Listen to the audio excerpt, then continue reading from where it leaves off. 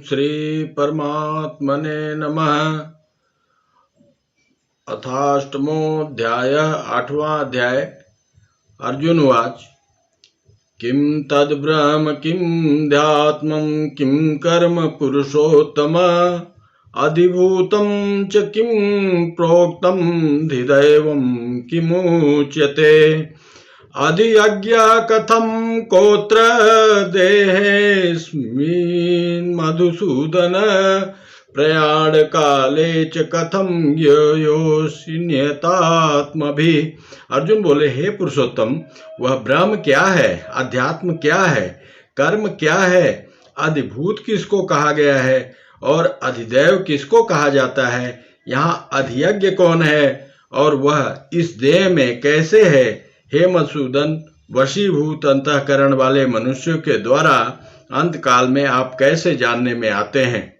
श्री भगवान वाच अक्षरं ब्रह्म परमं स्वभावोऽध्यात्ममुच्यते भूत भावोद्भव करो विसर्ग कर्म संगीत। श्री भगवान बोले, परम अक्षर ब्रह्म है और परा प्रकृति जीव को अध्यात्म कहते हैं। प्राणियों की सत्ता को प्रकट करने वाला त्याग कर्म कहा जाता है। अधिभूतम क्षरो भाव पुरुषस्याधिदैवतम अधियज्ञोहमेवात्र देहे देहवृतांबर। हे देहधारियों में श्रेष्ठ अर्जुन, क्षर भाव अर्थात नाशवान पदार्थ अधिभूत है। पुरुष अर्थात हिरण्यगर्भ ब्रह्मा आदिदेव है और इस देह में अंतर्यामी रूप से मैं ही अधियज्ञ हूँ। व्याख्या, जैसे एक ही जल तत्व परमाणु, भाप, बादल, वर्षा की क्रिया, बूंदे और ओले बर्फ के रूप में भिन्न भिन्न दिखते हुए भी वास्तव में एक ही है, इसी तरह एक ही परमात्म तत्व ब्रह्म अध्यात्म कर्म अधिभूत अधिदैव और अधियज्ञ के रूप में भिन्न भिन्न दिखते हुए भी वास्तव में एक ही है।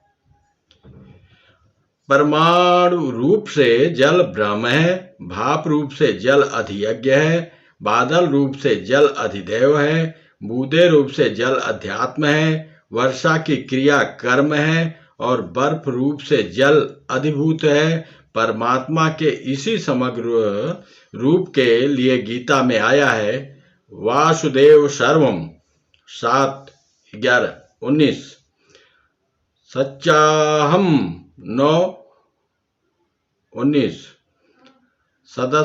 सत्परम यत् 11:36।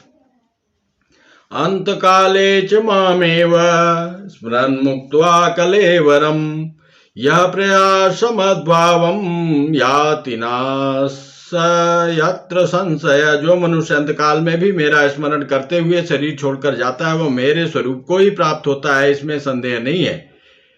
व्याख्या, भगवान ने मनुष्य पर विशेष कृपा करके उसे यह छूट दी है कि उसका जीवन कैसा भी रहा हो, यदि अंत समय में भी वह मुझे याद कर ले तो मैं उसका कल्याण कर दूंगा। कारण कि भगवान ने अहेतुकी कृपा से जीव को अपना कल्याण करने के लिए ही मनुष्य शरीर दिया है। वास्तव में सब समय अंत समय ही है, क्योंकि अंत समय किसी भी समय आ सकता है। ऐसा कोई क्षण नहीं है जिस क्षण में अंत समय न आता हो। इसलिए मनुष्य को हर समय भगवान को याद रखना चाहिए। यम यम वापि स्मरन् भावं त्यजन्ते कलेवरं तम तमेवैति कौन्तेय सदा तद्भाव भावित। हे कुंती पुत्र अर्जुन, मनुष्य अंतकाल में जिस जिस भी भाव का स्मरण करते हुए शरीर छोड़ता है वह उस अंतकाल के भाव से सदा भावित होता हुआ उसको ही प्राप्त होता है, अर्थात उस योनि में ही चला जाता है। व्याख्या, 7वें अध्याय के 21वें श्लोक में भगवान ने यो यो यांग यांग तनुम भक्त आदि पदों से उपासना के विषय में मनुष्य की स्वतंत्रता बताई थी। अब यहाँ गति के विषय में मनुष्य की स्वतंत्रता बताते हैं। तात्पर्य है कि भगवान अपने दयालु स्वभाव के कारण मनुष्यों की स्वतंत्रता में बाधक नहीं बनते, परंतु मनुष्य ही इस मिली हुई स्वतंत्रता का दुरुपयोग करके भोग तथा संग्रह में लगकर अपना पतन कर लेता है और दुर्गति में चला जाता है। मनुष्य चाहे तो इस स्वतंत्रता का सदुपयोग करके देवताओं के लिए भी दुर्लभ पद को प्राप्त कर सकता है।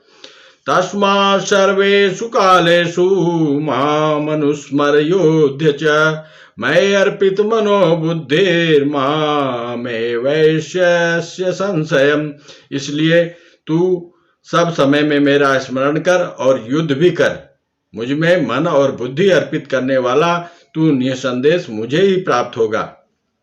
व्याख्या: ऐसा कोई समय नहीं है जिसमें अंतकाल मृत्यु न आ सके, इसलिए मनुष्य को नित्य निरंतर भगवान का स्मरण करते रहना चाहिए। फिर किसी भी समय अंतकाल आएगा तो वह भगवान का स्मरण करते हुए शरीर छोड़ेगा, जिससे वह भगवान को ही प्राप्त होगा।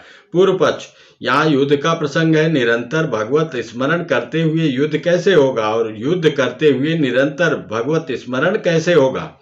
उत्तर पक्ष: एक याद करते हैं, एक याद रहती है। जो बात अहंता में बैठ जाती है वह भूलती नहीं। अतः साधक सच्चे हृदय से दृढ़ता पूर्वक स्वीकार कर ले कि मैं भगवान का ही हूँ, भगवान ही मेरे हैं, तो फिर सब कार्य करते हुए भी भगवान की याद स्वतः निरंतर बनी रहेगी। जैसे ब्राह्मण को अपने ब्राह्मण पने का स्मरण बिना याद किए नित्य निरंतर बना रहता है।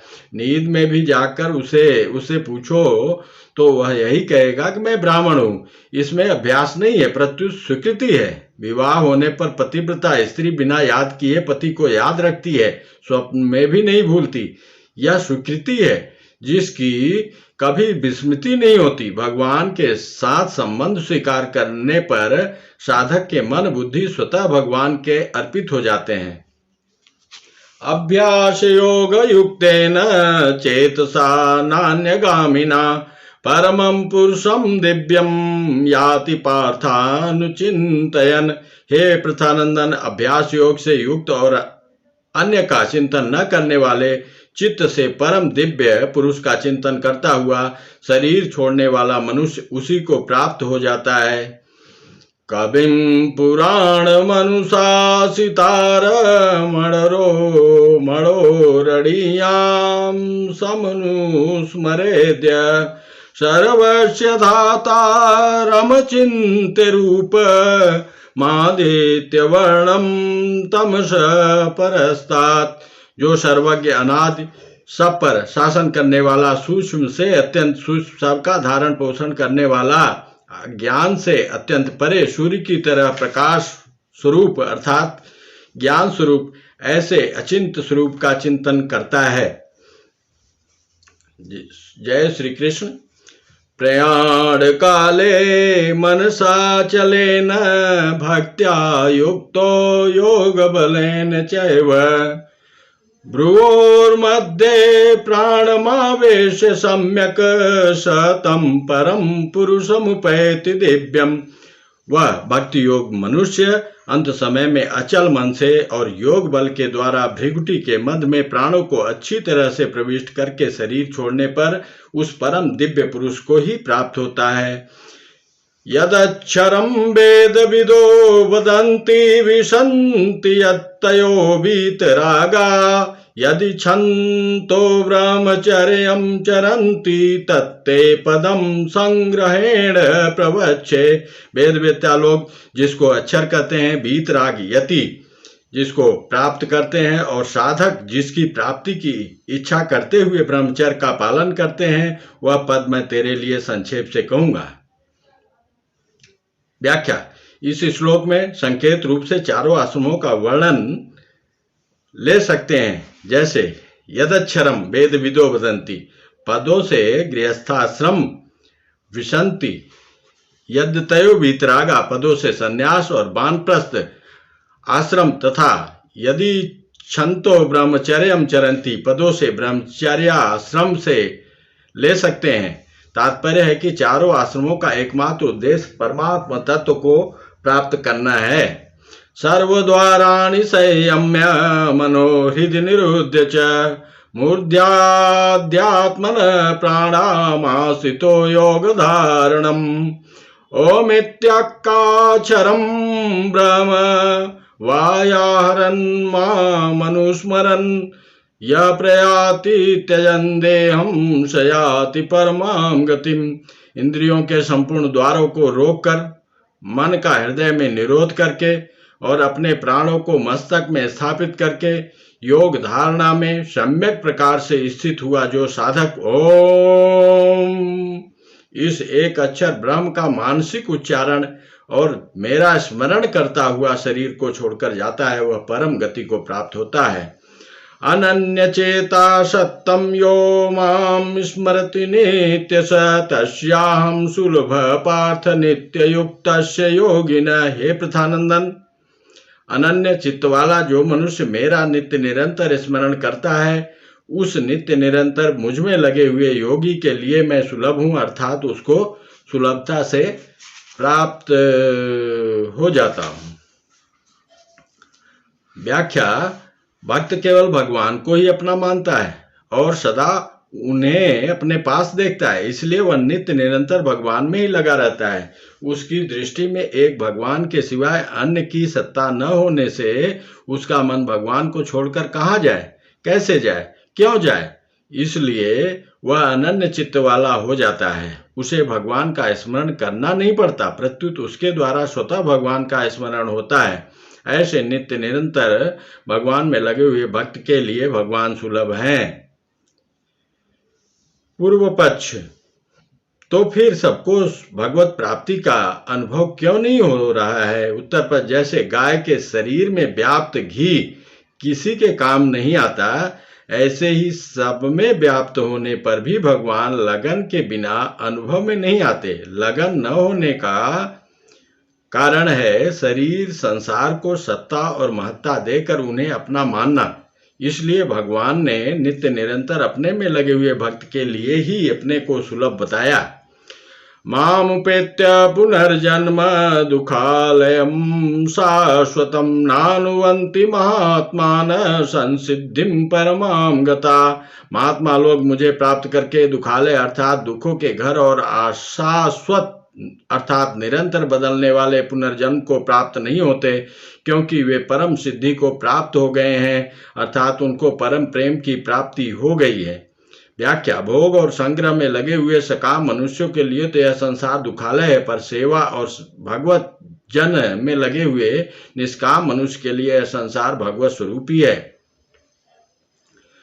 आब्रह्मा भुवना लोका पुनरावर्तिनोऽर्जुन माम पैत्युत कौन्तेय पुनर्जन्म न विद्यते। हे अर्जुन, ब्रह्म लोक तक सभी लोग पुनरावर्ती वाले हैं, अर्थात वहां जाने पर पुनः लौटकर संसार में आना पड़ता है, परंतु हे कौन्तेय, मुझे प्राप्त होने पर पुनर्जन्म नहीं होता। व्याख्या: भोग और संग्रह की आसक्ति से ही पुनर्जन्म होता है। इसलिए जिस मनुष्य में भोग और संग्रह की आसक्ति है, वह यदि पुण्य कर्मों के प्रभाव से ब्रह्मलोक तक चला जाए तो भी उसे लौटकर जन्म मरण में अर्थात दुखालय संसार में आना पड़ता है। ब्रह्मलोक तक का सभी लोगों की प्राप्ति कर्मों का फल है। जब प्रत्येक कर्म का आरंभ और अंत होता है तो फिर उसका फल अविनाशी कैसे होगा? परंतु परमात्मा की प्राप्ति कर्मों का फल नहीं है। अतः परमात्मा की प्राप्ति होने पर फिर वहां से लौटकर दुखालय संसार में नहीं आना पड़ता। सहस्र युग पर्यंत यद ब्राह्मणो विदु रात्रिम युग सहस्रांतां ते होरात्र विदो जना। जो मनुष्य ब्रह्मा के 1000 चतुर्युगी वाले एक दिन को और 1000 चतुर्युगी वाली एक रात्रि को जानते हुए मनुष्य ब्रह्मा के दिन और रात्रि को जानने वाले हैं।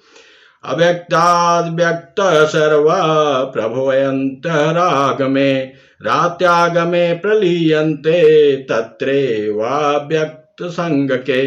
ब्रह्मा के एक दिन के आरंभ में अव्यक्त ब्रह्मा के सूक्ष्म शरीर से संपूर्ण शरीर पैदा होते हैं और ब्रह्मा की रात के आरंभ में उस अव्यक्त नाम वाले ब्रह्म के सूक्ष्म शरीर में ही संपूर्ण शरीर लीन हो जाते हैं। भूतग्राम सेवायं भूत्वा भूत्वा प्रलीयते रात्यागमे वश पार्थ प्रभुयत्य हरागमे। हे पार्थ, वही यह प्राणी समुदाय उत्पन्न होकर प्रकृति से प्रकृति के परवश हुआ ब्रह्मा के दिन के समय उत्पन्न होता है और ब्रह्मा की रात्रि के समय लीन हो जाता है। व्याख्या: बदलने वाले शरीर संसार का विभाग अलग है और न बदलने वाले आत्मा परमात्मा का विभाग अलग है। शरीर संसार तो बार बार उत्पन्न होते और नष्ट होते हैं, पर आत्मा परमात्मा के वे ही रहते हैं।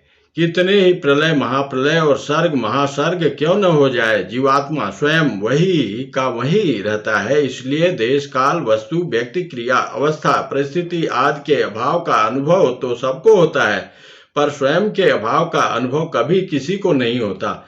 परंतु शरीर को मैं मेरा तथा मेरे लिए मान लेने के कारण शरीर के परिवर्तन को जीवात्मा अपना परिवर्तन मान लेता है और वह बार बार जन्मता मरता रहता है। जैसे रेलगाड़ी पर चढ़ने से पहले रेलगाड़ी के परवश हो जाता है, जहां रेलगाड़ी जाएगी वहां उसे जाना ही पड़ेगा। ऐसे ही शरीर के साथ संबंध जोड़ने से मनुष्य प्रकृति के परवश हो जाता है और उसे जन्म मरण के चक्र में जाना ही पड़ता है। जय श्री कृष्ण।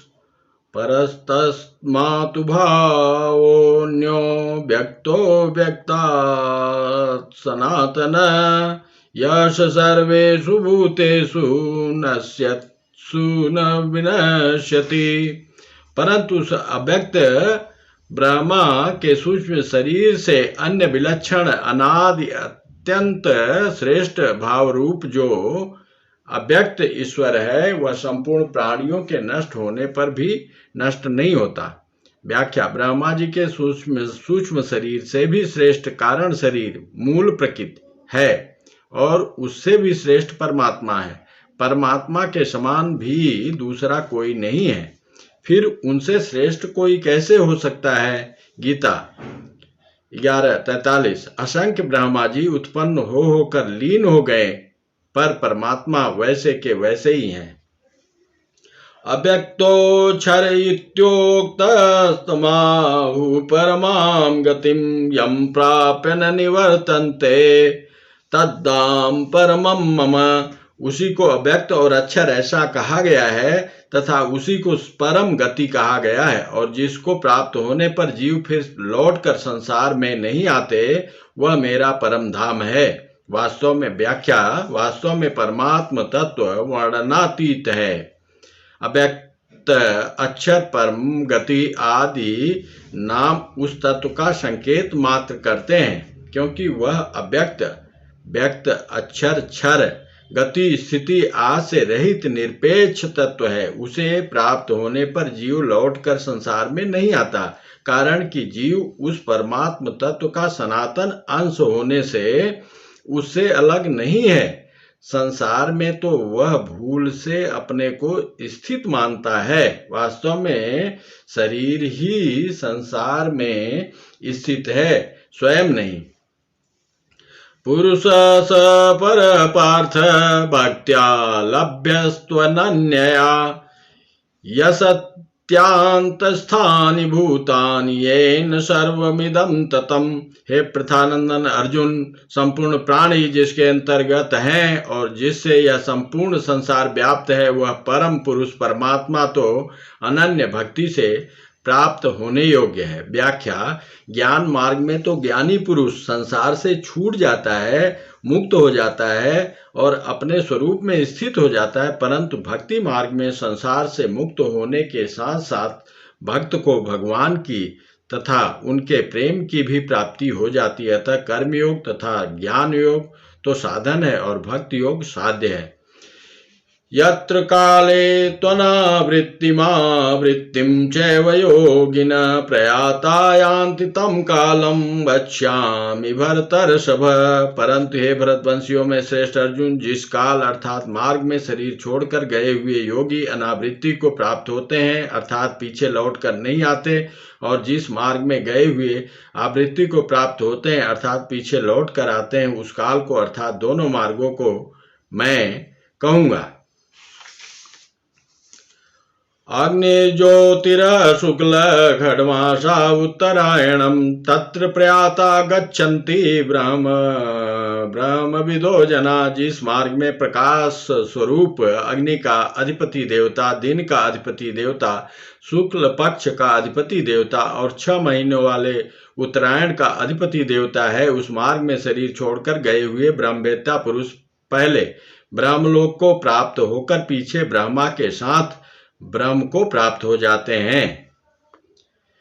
धूमो रातिस्तथा कृष्ण खड्मासा दक्षिणायनम तत्र चंद्रमासम ज्योतिर्योगी प्राप्य निवर्तते। जिस मार्ग में धूम का अधिपति देवता, रात्रि का अधिपति देवता, कृष्ण पक्ष का अधिपति देवता और 6 महीनों वाले दक्षिणायन का अधिपति देवता है, शरीर छोड़कर उस मार्ग से गया हुआ योगी सकाम मनुष्य चंद्रमा की ज्योति को प्राप्त होकर लौट आता है, अर्थात जन्म मरण को प्राप्त होता है।